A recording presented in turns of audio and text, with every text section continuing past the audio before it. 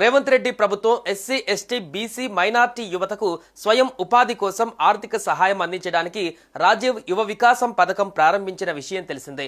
ఈ పథకానికి ఈ నెల 14తో గడువు ముగియనుండడంతో నిరుద్యోగ యువకులు ఎక్కువగా దరఖాస్తు చేసుకుంటున్నారు.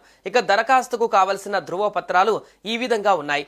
ఆధార్ కార్డ్, రేషన్ కార్డ్ లేదా ఆదాయ ధృవీకరణ పత్రం, తెలంగాణ ప్రభుత్వం ద్వారా జారీ చేసిన కుల ధృవీకరణ పత్రం, పర్మనెంట్ డ్రైవింగ్ లైసెన్స్, వ్యవసాయ పథకం కోసమైతే పట్టాదారు పాస్బుక్, సదరం సర్టిఫికేట్లు, పాస్పోర్ట్ సైజ్ ఫోటో ఉండాలని అధికారులు తెలిపారు.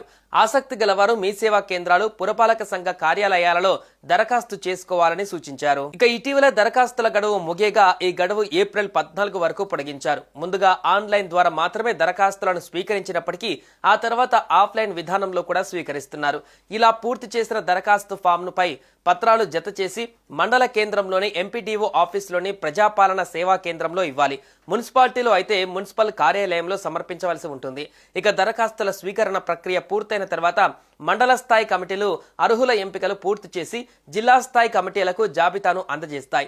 జిల్లా స్థాయి కమిటీ ఈ జాబితాలను పరిశీలించి యూనిట్లను మంజూరు చేస్తారు. ఇక జూన్ 2 నుంచి 9 వరకు లబ్ధిదారులకు మంజూరు పత్రాలు అందజేస్తారు. ఈ దిశగా ప్రభుత్వం కార్యాచరణను సిద్ధం చేసింది. ఈ పథకం ద్వారా 5 లక్షల మంది నిరుద్యోగ యువతకు స్వయం ఉపాధి కోసం అవకాశాలు లభిస్తాయి. 5 లక్షల వరకు ఆర్థిక సహాయం అందుతుంది. దీనిలో సబ్సిడీలు, తక్కువ వడ్డీ రుణాలు ఉంటాయి.